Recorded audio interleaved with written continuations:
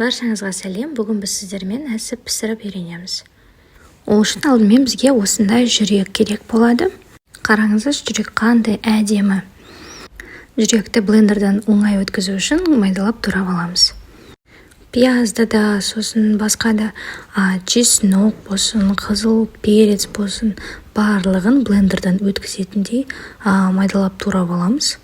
Міне мен жүректі блендерден майдалап өткізіп, бір табаққа жинап жатырмын. Сосын маған 1,5 пиала күріш керек болады. Оны алдын ала жуып, үстінен ыстық қайнаған су құйып, кішкене бұқтырып қоямыз. Күрішіміз суда тұрғанша қалған пияз, қызыл бұрыш, чесноктарымызды блендерден майдалап өткізіп аламыз. Барлығын блендерден өткізіп, бір табаққа жинай бастаймыз.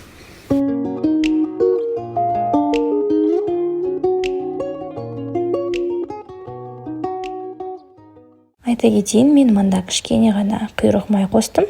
Өйткені ол онда сочный қалады. Сосын фарш қостым, сиырдың фаршы менде. Сосын үстінен 2 шай қасық тұз қостым. Сосын кішкене ғана қара бұрыш қостым. Үстінен күрішімізді қосамыз. Сосын барлығын жақсылап тұрып араластырамыз.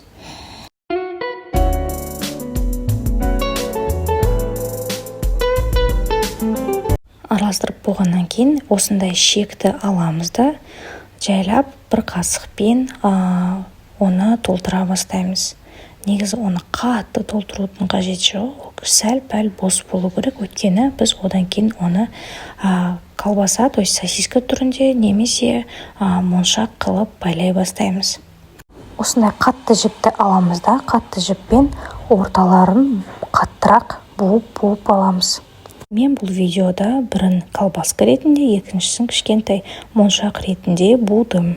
Барлығын буып болғаннан кейін негізі осылай инемен алдын ала тесіп қойған дұрыс. Өйткені пісетін кезде біз кейде оны тесуді ұмытып кетеміз. Сондан біздің әсібіміз болсын, қазымыз болсын жарылып кетуі мүмкін. Міне менің әсібім тесіліп уже дайын болып тұр. Бұны енді бешбармақтың етімен бірге пісіріп алам. Әсібім 2 сағатта пісіп шықты. Негізі оны 1,5 сағатта да пісіруге болады. Сосын бұның түрі әдемі болу үшін, румянец дейді ғой, румянец беру үшін бұны сковородкаға жан-жағын жай ғана қуырып аламыз. Просто сырты қуырылу керек. Түрі міне осындай әдемі болу керек.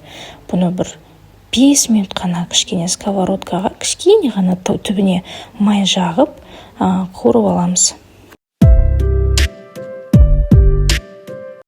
Әсібіміз осындай әдемі болды, және дәмі де өте керемет болды.